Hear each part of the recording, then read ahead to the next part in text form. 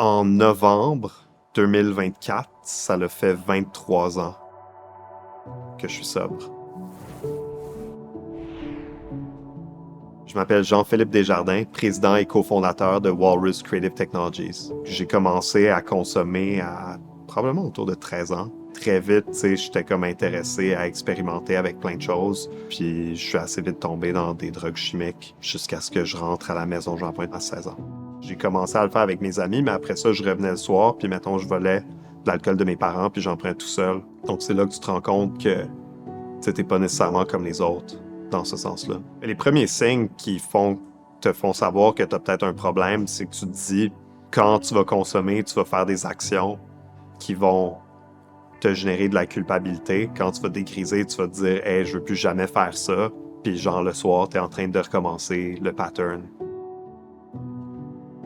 À la fête de mes 16 ans, en fait, je me suis fait arrêter avec de la cocaïne. J'étais très violent, j'avais des gros problèmes de comportement, j'avais redoublé. Mes parents m'ont donné le choix d'aller en centre d'accueil ou d'aller en désintox fermé. Je me suis dit qu'aller en désintox, ça serait plus facile qu'aller en centre d'accueil parce que c'était plus long. Quand ça fait assez longtemps que t'es là, t'es confronté à toi-même puis à ce que t'as fait. Puis c'est à ce moment-là, le 24 décembre 2001, que j'ai voulu me pendre. J'ai appelé une intervenante qui était même pas mon intervenante, qui s'appelait Jacqueline, mais qui elle aussi était une ancienne. Elle, c'était une dépendante aussi. Puis elle était dans son réveillon de Noël, mais elle a pris l'appel, puis elle m'a dit, tu sais, Jean-Philippe, je suis dans mon réveillon de Noël, mais je vais venir.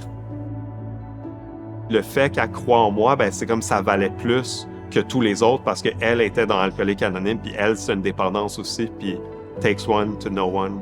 Si à ce moment-là, j'avais pas eu le niveau de support que j'ai eu, je veux dire, je serais probablement ressombré, j'aurais fini à l'hôpital, à la prison ou à la morgue, Le processus pour les jeunes est toujours plus complexe. À mon époque, pour les ados, il y avait Jean Lapointe pour ados. Le meeting Cocaïnomane Anonyme était à la maison Jean Lapointe, comme pour adultes. C'était comme des meetings où il y avait plus de jeunes. Parce que si tu arrives à un meeting puis c'est toutes des personnes de 75 ans qui parlent de leur grosse maison en banlieue qu'ils ont perdu, tu t'identifies absolument pas à ça.